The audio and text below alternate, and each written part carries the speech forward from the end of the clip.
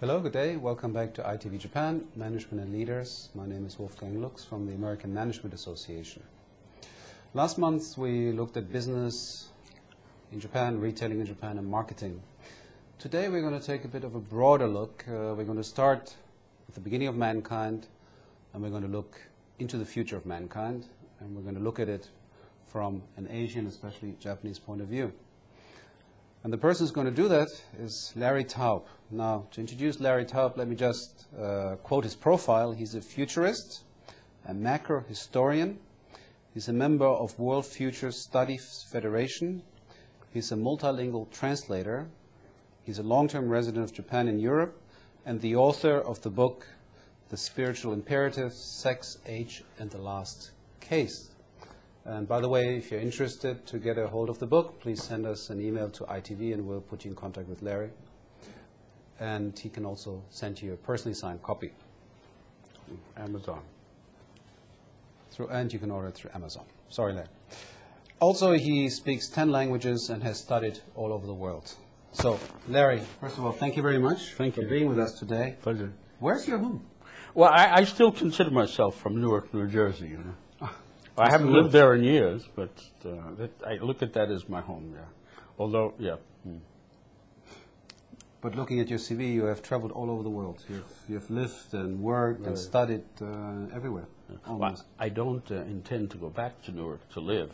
I'm still undecided. Right now, I'm thinking of living half the time in Japan and half the time in Israel. I lived in Israel for a couple of years during the early 60s, and I find it a very congenial place to live. Well, what brought you to Japan?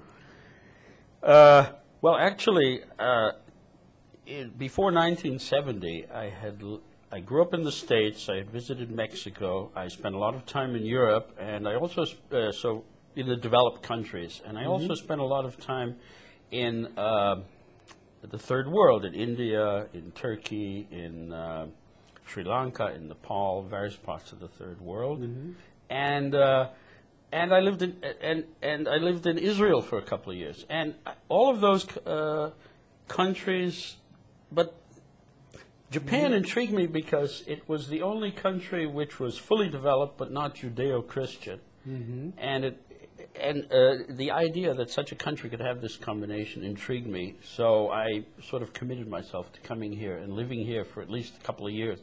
I ended up staying 10 years before I left the first time. And now you're committing at least 50% of your future to staying in Japan. It seems so, yes. What started your interest in history?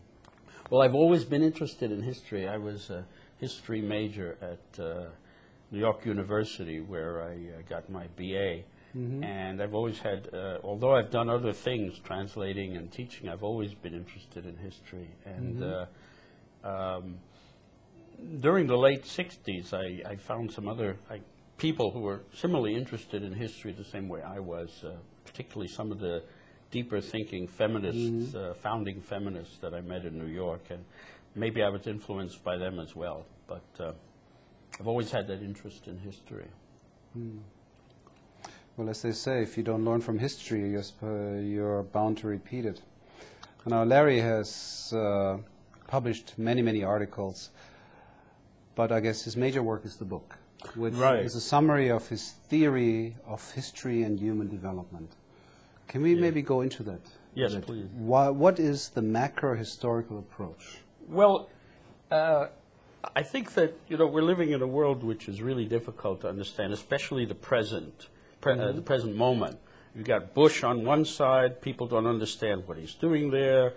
They're trying to get him out. Other people are trying to keep him in. You've got a conflict in Iraq. You've got the Al-Qaeda suddenly appearing after the Cold War ended. Everything is very confusing and chaotic.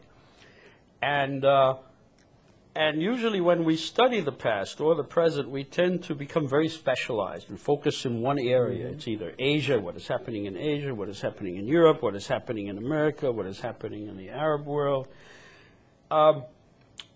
And so history is sort of studied in boxes, and everything is seen as a fragment, only in fragments. So I thought long ago, I always had this tendency, there has to be a kind of a big picture of history the same way that Copernicus, for example, in the 15th century, was able to begin presenting a total picture of the universe, of space, which changed our life and makes it possible for us to do all the things today, we still don't have a big picture of time. But I think many cultures have offered various big pictures, but I think the ones that I've gathered together, the three that I've gathered together in this book, are the best and most accurate explanations as to how history evolves and what is likely to happen in the future.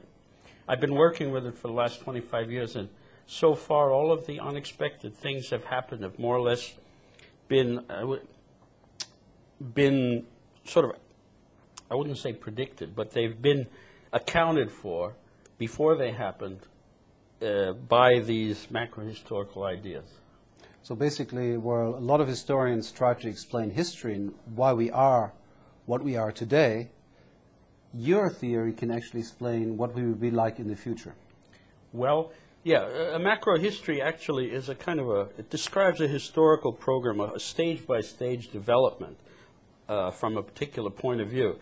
And so the present moment is one point in this stage, and the part of the big picture that hasn't happened yet is the future. So what a macro history does is describes all of human life as one single story, as a grand narrative. That's another word for macro history, a grand narrative. Describes all of human life as a grand narrative. So you describe the past as the narrative that went before, the part of that narrative that went before, and then the present is in that narrative at the present moment, of course, and then what hasn't happened yet in the narrative is the future. Let's take a closer look at the different parts of your model. And you start with the age model. Right. What is the age model? Well, the age model is the simplest one, and it's not a particularly new idea. It's the idea that history goes through stages, that human life on Earth goes from one stage of development to the next that parallels the stages of development of any single person's life, the life cycle. That's the age idea, basically. So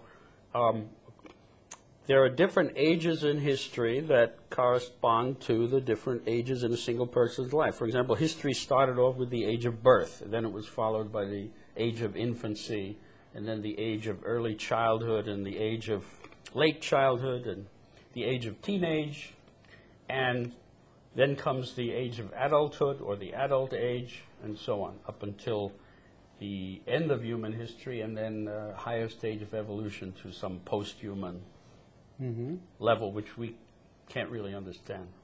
Or at least I don't think it could be understood by a human being. And right now you said we are at late adolescence?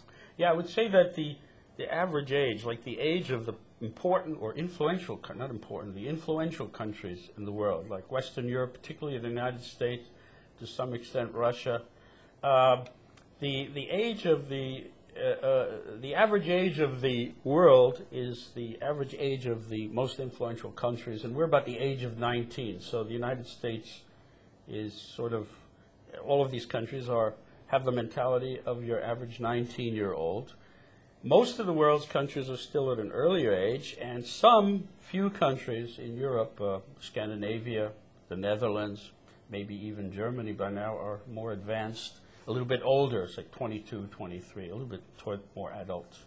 Why are they older? What makes those countries older, more mature in the age model? Right. According to, well, to be the teenager, the late teenage, age of late teenage is, we see the age model is based on, the stages of development of the age model are based on where an individual sees their source of authority. For example, a young child first isn't aware of anybody else. Then suddenly the mother is there, so it orients itself to the mother, and then to the father. And then it rebels against the parents and eventually seeks some autonomous identity. Well, until the Enlightenment and the Renaissance and the Enlightenment, most of the world was oriented toward the father, God the Father, or a father God, or somebody like the Japanese emperor who represented a father figure. But since then, we've been in rebellion. We've had the Enlightenment, we've had communism, capitalism, focus on things which are not related to a parental figure. But we still yet haven't found who we really are, and that comes with adulthood. And these countries in Europe are more or less at that stage where they're developing an idea of who they are, what they want to be, and which direction they should go in, much more than anywhere else in the world. Where would you place Japan? I would, well, you know, when MacArthur first came here, there's this story about his saying that the Japanese were about the age of 12 years old.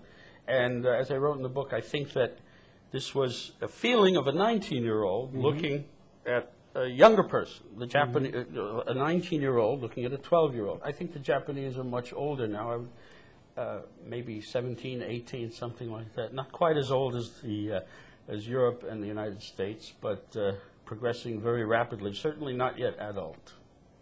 What do the Japanese need to do to become more adult? The same as everybody else. They have to age and grow up and struggle with figuring out who they really are. I mean, they don't identify with this with the father figure anymore, and right now they're going through this period of trying to figure out who they are, and at the end of it, they'll eventually discover who they are, and they'll become adults. And this is generally what is happening for most of the advanced developed countries. They're all in this phase of struggling in late teenage and trying to figure out exactly who they really are. Interesting. Now, the second model is the sex model. Right. What, if you can go into that a bit? Yeah, that's based on the Chinese idea of yin and yang, which the yin being the female principle and the yang being the male principle. And history, there's also a grand narrative or macro history that says that history starts out yin. In other words, human life on Earth started out oriented toward the female principle. I don't have time to go into details exactly what the female principle is and how they did that. But then around the dawn of history, around 4000 to 2000 BC, they had what they call the patriarchal revolution. And from then on, the world went in the yang direction or oriented toward the male principle. You might roughly say that the female principle is attachment to the environment, being attached to the world around them. And the male principle is becoming more detached, creating a distance, you know, from subjective to objective, from accepting to creating, from passive to active. Anyway, so the human race became more masculine, more male. And now, in the last 50, 60 years, we have been heading into an androgynous age where we're bringing back a lot of the repressed, important female principle attributes that the human race left behind. We're bringing that back in, and we're creating a more androgynous, sexually balanced world. And that dialectic, it's a dialectic, you know, yin, yang, and then together synthesis into androgyny. That's what we can look forward to now. That's a good thing to look forward to. So you will have a change in the traditional gender roles. Well, that's part of it. I mean, it involves a lot of things. What happened was when we started the Yang Age, the Western society, which Judeo-Christian, Islamic, Judaism, Christianity, Islam, Western society went very far to the Yang. Eastern society, India, China, Japan, the Far East, Eastern culture, you know, which is Hindu and Buddhist oriented mainly, that became, didn't go so far to the Yang. It stayed closer to our female roots. And so there's still a lot of, there's still a lot more of the female principle in Eastern culture. So one of the things that's happening with androgyny is bringing together Eastern and Western culture, integrating the two cultures. There's a lot more. There's the environmental movement. And also we'll be changing our sexual styles. You know, in the Yang Age, men and women had completely different sexual styles. And in the future, both men and women will sort of be combining both the male and the female sexual styles. So we'll have probably men and women will be able to understand each other better and get along better, and have deeper relationships because they're coming from the same headspace. And another thing we're going to see is that women are going to be more powerful. They're going to be taking over top positions in politics, in business, in all social areas, and even, especially even in those cultures that are most backward as far as feminism goes. I expect in the next 30 years to see a lot of women leaders in the Islamic world, for example. Mm-hmm. Well, interesting enough, if you talk about the Islamic world, you have women leaders. Look at Pakistan. Pakistan had a female prime minister. Mm-hmm. Bangladesh had a female prime minister. So there are Indonesia. Indonesia, no. Yes, Indonesia had a female. And Bangladesh, you said. And right. But what about Japan? If you look at on the street in Japan, Japan is very interesting. On the one hand, you have, this is a country where still the sun goddess, representing the female, the yin part is still revered, still part of the culture. Right. But then you also have a very strong image on the traditional men, the samurai, the strong men. That's right. But if you look on the street now, I see the men becoming more female in clothing, in comportment, and the females actually becoming more male. Yes. So exactly. when you talk about yin-yang becoming closer together, looking out on the street in Tokyo, you see a very, very good example of that. Yeah, yeah. It just shows you that Japan is very much in the forefront of what is happening in the countries that are most advanced in moving toward this androgynous stage, which is all the developed countries are doing this. And it's also happening in the underdeveloped countries, but Japan is very much in the forefront. But when I first came here, it was completely different in 1970. Yeah. So this is an example of this androgyny. Okay. Now, the final model is the caste model, which is the most complex model and Yeah, explains how different societies developed according to very economic aspects. Maybe you can explain a bit? Well, yeah. It's, the caste model is based on the caste philosophy that exists in Hindu culture. In fact, I think it first appears in the Rig Veda. You've got two ideas. One is that there are 4 basic castes in the world. Well, they don't say the world, they just say India, but for them India was the world at that time. There are 4 basic castes. There's a religious or spiritual caste, there's a warrior caste, there's a merchant caste, and there is a worker caste. And in another part of the Rig Veda, it says that history is cyclical and goes through different ages. I'll make it simple. Basically that, well, anyway, they tie the two, at some point later on, they tie the two ideas together, and they say there are 4 basic ages in every cycle. So the first age, they call it the age of truth, the Satya Yuga, but I won't use the Sanskrit terms, but the spiritual or religious people rule the first age, and then they're followed, so that's the spiritual religious age. And then after that, the warriors take over. You have a warrior age, then the merchants take over from the warriors, and then the workers take over from the merchants, and then you go back again to the beginning with a spiritual rebirth. Now, they say this happens over and over again, but there's no proof for that.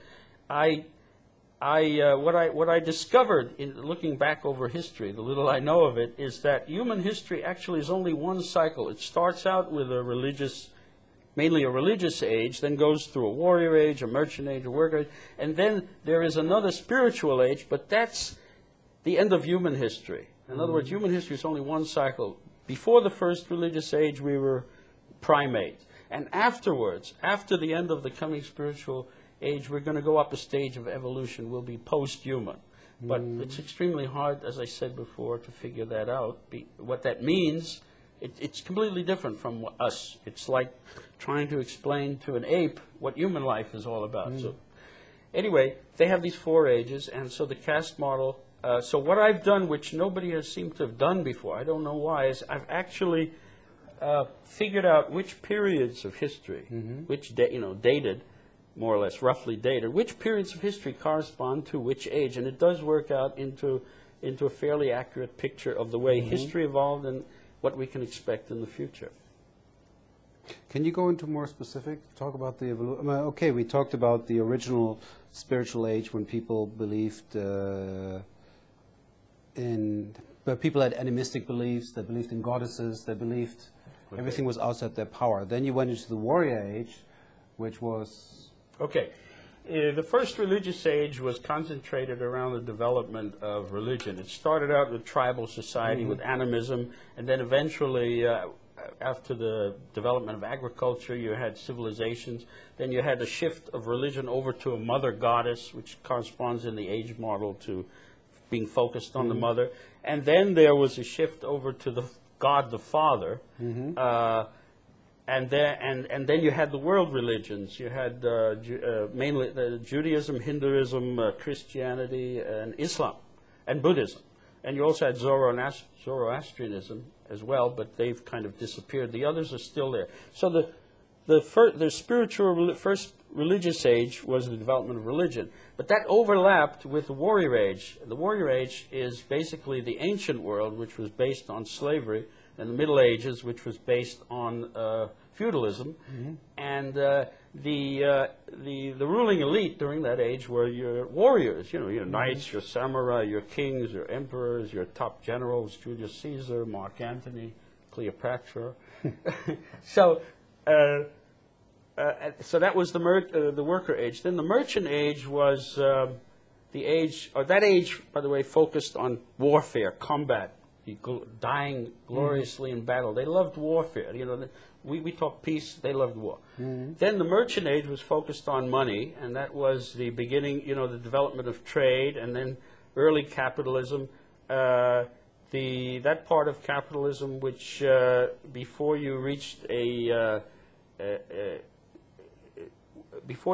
point where the economy was dominated by multinational companies that had to hire workers to run them rather than being run by the owners themselves. So it's, you might say, it's that period of capitalism before the government gets involved. Then the worker age is the present time we live in now, where we're not that much interested in pursuing money so much, but we identify strongly with our job, our skill.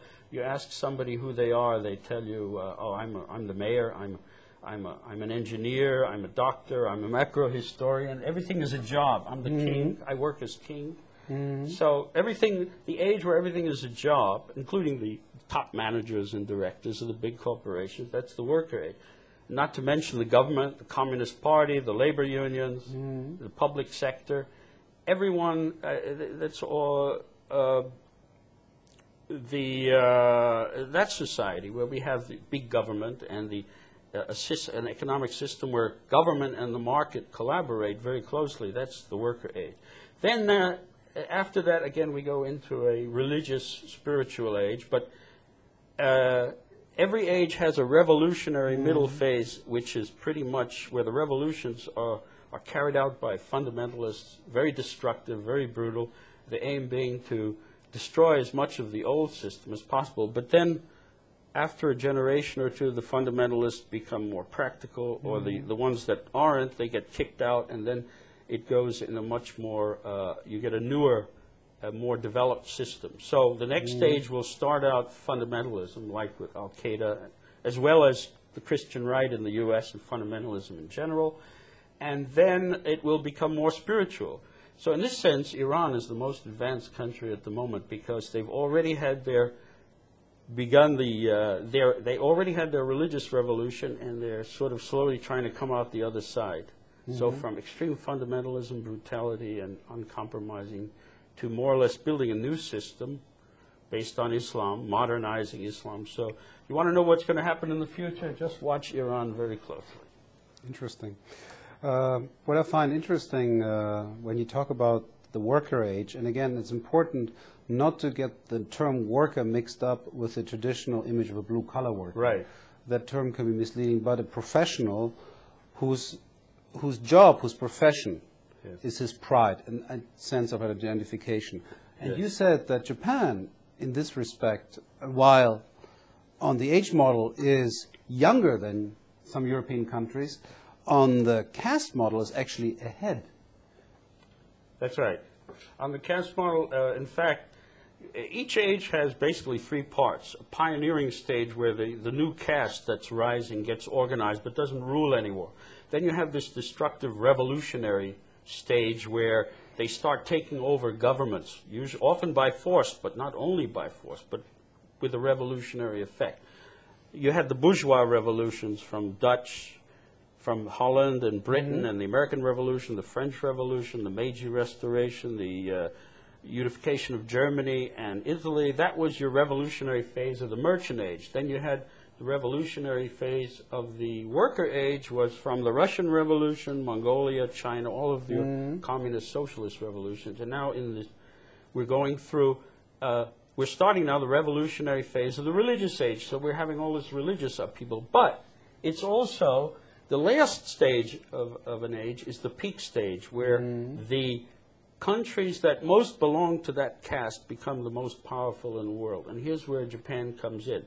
The United States was the country most oriented toward money and wealth, so they became the superpower in the end of the peak stage of the merchant age. Now, what has happened since 1980, at the same time as we began the revolutionary stage of the religious age with the Iranian Revolution, we also moved from the revolutionary stage of the worker age, that is from the communist stage, communist revolution stage, into the peak, where now we see the countries that are going to assume power, that are going to become powerful in the world, are those who have evolved to belong most to the worker caste. So what we're going to see is, now Japan took the leading role here. Japan's rise from 1980 until now was the lead-in to this stage, into this peak stage of the worker age. And then this was followed by the rise of South Korea, Taiwan, their economic development, and then other parts of Southeast Asia, Hong Kong. And but Japan set the pace, and it's still setting the pace. Its influence has been enormous. We realized this 10 years ago, but we've lost sight of this.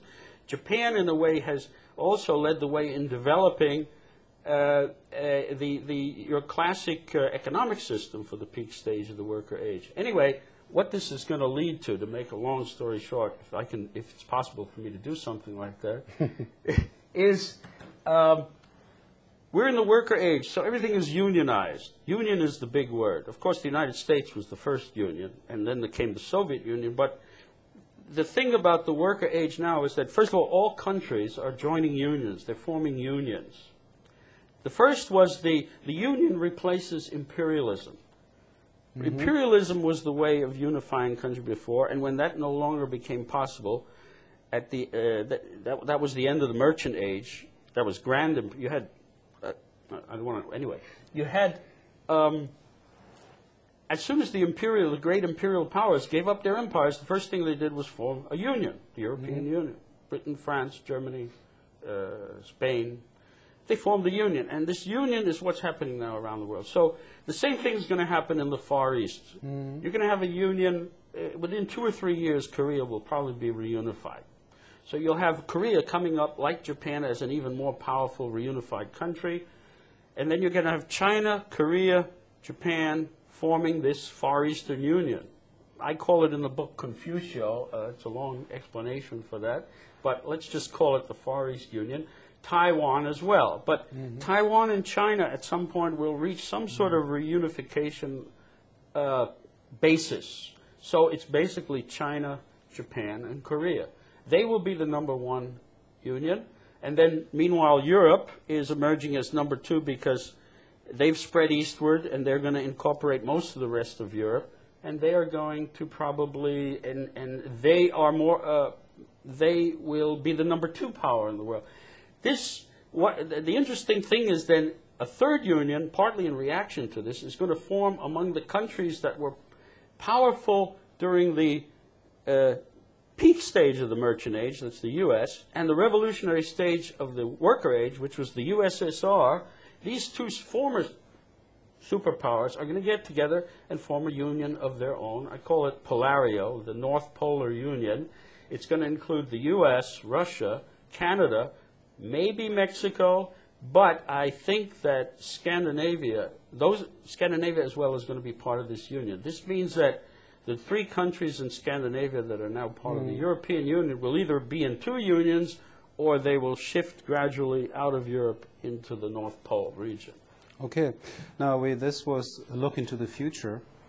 I think I got ahead of myself there. No, not at all. It's quite interesting. Unfortunately, we are slowly running out of time. Some of what you just described from a historical point of view is certainly supported by economic figures. We see a major shift in Japan from the traditional markets in Europe and the United States to Asia. That is supported by figures. We see a change in Japanese society. We also see, and this is from probably the most famous management theorist, Peter Drucker, who said the future company is not going to be a hierarchy, it's going to be a team of specialists working together to create added value to help companies achieve. All this, from a completely different point of view, supports what Larry has been talking about. I think the message is positive. The message is human beings continuously evolve towards the better, and that the future of mankind, give or take some revolutions and some changes, is actually quite positive. I think it was a refreshing way to look at present and future business scenarios from a macro historical point of view. And again, if you're interested in the book, it's called The Spiritual Imperative by Larry Taub, T-A-U-B. And you can order it through Amazon.com. Or through ITV. Again, Larry, thank you very much for being with us today. It was a fascinating half an hour. Thank you. Thank you very much.